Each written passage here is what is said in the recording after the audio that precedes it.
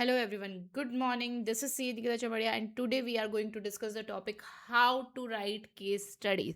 And before starting with the topic, I am going to tell you why is it important to focus on the case studies. देखो, जो आपका ICI है ना, उसने law के लिए स्पेसिफिकली बोला है कि जो आपका थियोरिटिकल नॉलेज है ना, वो 55% काम आएगा, और जो आपका प्रैक्टिकल एप्लीकेशन लॉजिकल थिंकिंग वाला जो है ना, वो 45% काम आएगा. जो ये केस स्टडीज़ है, ये एप्लीकेशन में आती है, लॉजिकल एप्लीकेशन में आती है. तो ये हमें करना बहुत ज़रूरी है, क्योंकि अगर आपको पूरा कोर्स भी याद है ना, पूरा कोर्स, सारे सेक्शन, सारे एक्ट, सब कुछ आपको पता है, उसके बाद में भी अगर आपका केस स्टडी राइटिंग सही नहीं है, तो you are gonna lose out on the 45% of the marks. उसमें मतलब मिलेगा ही नहीं आपको मार्क्स. तो हमें क्या करना है, सबसे पहले हमें रोज़ प्रैक्टिस करनी है केस स्टडीज़ लिखने की. क्योंकि और ये इंस्टीट्यूट क्यों कर रहा है, ये भी मैं आपको बताती हूँ. क्योंकि आप एक प्रोफेशनल बनने जा रहे हैं. जब आप सीए बन जाएंगे, आपको उन्हीं प्रैक्टिकल सिचुएशन से डील करना है. ऐसा नहीं है कि आपने ये बुक्स पढ़ी कि मैम ये मेरे कब काम आएगी. काम आएगी भाई साहब, आपके बहुत काम आएगी, और इन्हीं सिचुएशन से आपको डील करना है चार्टर्ड अकाउंटेंट बनने के बाद में. ठीक है. तो लॉ जो आप पढ़ रहे हो, जो थियोरेटिकल नॉलेज आप ले रहे हो, उसका क्या एप्लीकेशन है, रियल वर्ल्ड सिचुएशन में कैसे अप्लाई होगी, ये भी आपको पता होना चाहिए. क्योंकि उस टाइम आप क्लाइंट को नहीं बोलोगे कि मैं बुक्स उठा के देखता हूँ कि क्या प्रोविजन है. No no no no no. Situation कितनी भी कॉम्प्लेक्स हो सकती है, उसको आपको प्रैक्टिकली ही देखना पड़ेगा, और उस पर प्रोविजन अप्लाई करना पड़ेगा, और उसका क्या कंक्लूजन, क्या डिसीजन होने वाला है, वो वहाँ तक आपकी सोच जानी चाहिए. ठीक है. तो ये पर्पज़ है इंस्टीट्यूट का, आपको लॉ के पेपर में केस स्टडीज़ देने का.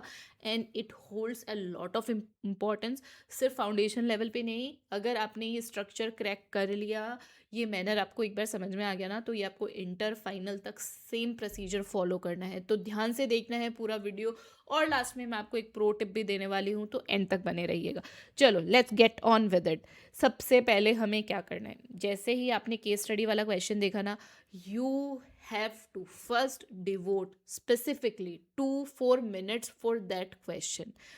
आपको कम से कम 2 बार क्वेश्चन को पढ़ना है. कम से कम बोल रही हूँ मैं, आप 2-3 बार भी पढ़ सकते हो. क्योंकि बहुत बारी क्या होता है ना, कि हम क्वेश्चन को जल्दी जल्दी पढ़ते हैं, हमें लगता है अच्छा ये इस प्रोविजन से आया है, ये पूछा है, और हम लिखना चालू कर देते हैं. नहीं लिखना है, रुको, देखो क्या पूछ रहा है इंस्टीट्यूट, क्या फैक्ट्स उसने दिए हैं. कई बार इंस्टीट्यूट क्या करता है, सेम केस स्टडी उठाता है जो आपने अपनी बुक में या किसी स्कैनर में या कहीं पढ़ी होगी, तो आपको लगता है अरे ये तो मेरा पढ़ा हुआ है, but institute question he change कर देता है, कोई इंपॉर्टेंट फैक्ट्स चेंज कर देगा वो. तो फिर बस, आपने चाहे आंसर कितना भी अच्छे से लिखा हो, डजेंट मैटर, पूरा का पूरा क्रॉस हो जाएगा. वो हमें नहीं चाहिए. इसलिए हमें क्वेश्चन ढंग से पढ़ना है. जो कई बार ऐसा होता है ना, बच्चे बोलते हुए दिखते हैं आपको रिजल्ट आने के बाद, यार मैंने तो बहुत अच्छे से पेपर किया था, ये मेरे मार्क्स कैसे नहीं आए. इसीलिए मार्क्स नहीं आए क्योंकि आपको 0 मार्क्स मिले. जो आंसर आपको लग रहा है ना कि मैं परफेक्ट करके आया हूँ, मुझे तो बहुत अच्छे मार्क्स मिलेंगे, लेकिन आप तो आंसर वो लिख के ही नहीं आए हो जो पूछा है इंस्टीट्यूट ने, तो वो कैसे आंसर आपको नंबर देने वाला है, नहीं दे सकता है वो नंबर. तो सबसे पहला स्टेप है कि हमें क्वेश्चन ढंग से पढ़ना है, बहुत ढंग से पढ़ना है. और मेरे कहने से आप केस स्टडी वाला क्वेश्चन 2 बार कम से कम पढ़ोगे. ठीक है. ठीक है. अब 2 बार क्यों पढ़ना है, सबसे पहले हमें पार्टीज आइडेंटिफाई करनी है, कौन कौन सी पार्टीज इन्वॉल्व हैं, क्या क्रिटिकल डिटेल्स है उसकी. पहली बार किया हमने. ऑल्सो मैं मेरी क्लासेस में क्या करती हूँ, जब हम केस स्टडी की प्रैक्टिस करते हैं ना, तो हम एक छोटा सा मिनी फ्लो चार्ट बनाते हैं कुछ इस तरीके का. Party X, party Y, X ने ये किया, वाई ने ये किया, एक्स और वाई का ये कम्युनिकेशन रहा. तो इस तरीके का एक छोटा फ्लो चार्ट हम बनाते हैं.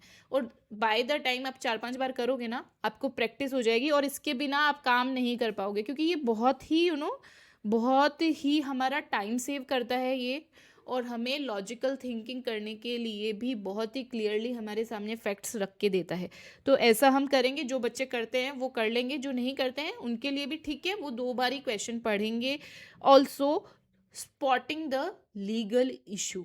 This is also important, question आपसे क्या पूछ रहा है, determine what question needs to be answered.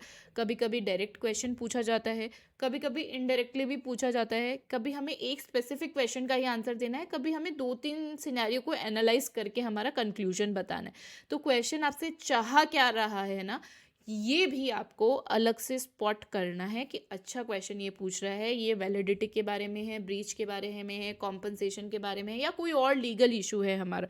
ठीक है, तो ये भी इम्पॉर्टेंट है कि हमें आंसर क्या करना है, और इसको आप अलग से डिवोट करोगे। ऐसा नहीं क्वेश्चन पढ़ा आंसर चालू कर दिया, नहीं करना ये कभी भी। क्या क्वेश्चन ने पूछा है वो एनालाइज करो, और उसी का आंसर करना है, वहीं तक लिमिटेड रहना है, बहुत सारा नहीं लिखना है। ठीक है, कि मैम क्वेश्चन आया है तो जितना मुझे पता है मैं तो सब लिख के आऊँगा, नहीं नहीं नहीं, क्वेश्चन ने जितना पूछा है आप सिर्फ उतना ही लिख के आओगे। ठीक है, now pin Poynting the relevant provision. अभी भी हमने आंसर लिखना शुरू नहीं किया है, अभी भी हम क्या कर रहे हैं, अभी भी हम अपने एनालिसिस वाले फेज में ही है, जहाँ पे हमने क्वेश्चन पढ़ा है, एक छोटा सा फ्लो चार्ट बनाया है या सिर्फ क्वेश्चन को समझा है, देन हमने स्पॉट किया है कि एक्चुअली हमें कौन से क्वेश्चन का आंसर करना है। ओके, अब हम पिन पॉइंट करेंगे कि क्या रेलिवेंट लीगल प्रोविजन है जिसका हमें आंसर करना है। हम कौन कौन से प्रोविजंस, जो भी हमने जितनी भी पढ़ाई करी है, जो भी मेरा एनसाइक्लोपीडिया है अब दिमाग में, उसमें कौन सा प्रोविजन इस सिचुएशन के अकॉर्डिंग जा रहा है, वो प्रोविजन लिखोगे आप। प्रोविजन प्लस आप सोचोगे क्या कोई केस लॉ मुझे इससे रिलेटेड याद है, वो केस लॉ भी आप साइड में लिख लोगे। ठीक है, फिर हमें क्या करना है, नाउ एनालाइजिंग द केस, कि वो पर्टिकुलर प्रोविजन इस केस से कैसे लिंक हो रहा है। अभी तक हम सोच ही रहे हैं, वो 2-4 मिनट है वही चल रहे हैं, अभी हम लिंक करेंगे कि अच्छा ये प्रोविजन इस केस स्टडी में यहाँ पे ऐसे हमें प्रेजेंट करना है, ऐसे ये लिंक हो रहा है। ठीक है, applying law to the facts also, अगर उस प्रोविजन का कोई एक्सेप्शन है तो वो भी आपको मेंशन करके आना है। ड्राइंग द लॉजिकल कंक्लूजन्स, जब हमने लिंकिंग कर ली, प्रोविजन समझ लिया, अब क्या कंक्लूजन आ रहा है, क्या हमारा ओपिनियन होने वाला है, वो हम बताएंगे। ठीक है, तो यहाँ तक हमने क्वेश्चन की फ्रेमिंग करी है। उसके बाद में now structuring the answer correctly, हमें समझ में आ गया क्वेश्चन ने क्या पूछा, ये केस स्टडी है, ये इसका प्रोविजन है इससे रिलेटेड, ये दोनों इस तरीके से लिंक हो रहे हैं और ये इसके अकॉर्डिंग कंक्लूजन आएगा। यहाँ तक हमने सोचा। ये प्रोसेस वैसे बहुत जल्दी जल्दी भी हम कर सकते हैं, जब हम प्रैक्टिस करेंगे तो ऑटोमेटिकली जल्दी जल्दी होने लग जाएगा। ठीक है, नाउ कैसे आपको आंसर स्ट्रक्चर करना है, सबसे पहले आप लिखेंगे इंट्रोडक्शन। ठीक है, इंट्रोडक्शन में आप सिर्फ 1-2 सेंटेंसेस में बताएंगे वो लीगल इशू जिसको आप डील करने वाले हैं। माइंड यू कि केस स्टडी में बहुत सारे लीगल इश्यूज हो सकते हैं। ठीक है, इंस्टीट्यूट ने कौन सा पूछा है और आप कौन से लीगल इशू से डील कर रहे हैं, वो लीगल इशू हमें यहाँ इंट्रोडक्शन फर्स्ट पैराग्राफ में मेंशन करना है कि ये वाली सिचुएशन है ना, इससे हम डील करने वाले हैं। सेकंड पैराग्राफ में पैराग्राफ चेंज करके आप मेंशन करोगे कि उससे रिलेटेड लीगल प्रोविजंस कौन से हैं, लीगल प्रोविजंस, एक्ट, ऑल्सो कोई केस लो आपको याद है, तो ये सारी चीज़ें हम सेकंड पैराग्राफ में करने वाले हैं। थर्ड पैराग्राफ में आप लिखोगे जो भी लॉजिकली आप प्रोविजंस को लिंक कर रहे हो अपनी केस स्टडी में जो सिचुएशन पूछी गई है उससे, तो ये जो है ये थर्ड पैराग्राफ में होएगा एप्लीकेशन।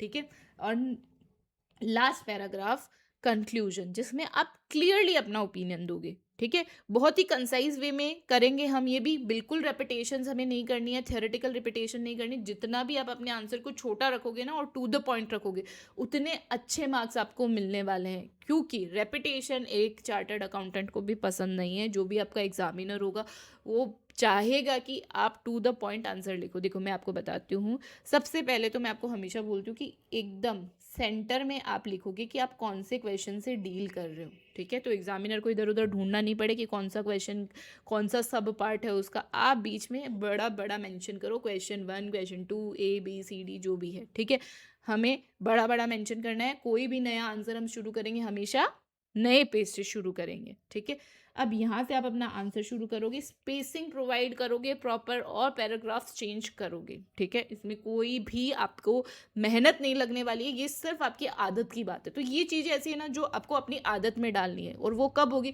जब आप रोज़ प्रैक्टिस करोगे। एटलीस्ट रोज़ आपको एक केस स्टडी करनी है, एक लॉ का क्वेश्चन करना है, खुद के हाथों से लिख कर, चाहे आपको आता है फिर भी आप उसको लिखो और फिर खुद को जज करो कि मैंने कितना सही लिखा है, इसमें क्या चेंज कर सकता था मैं।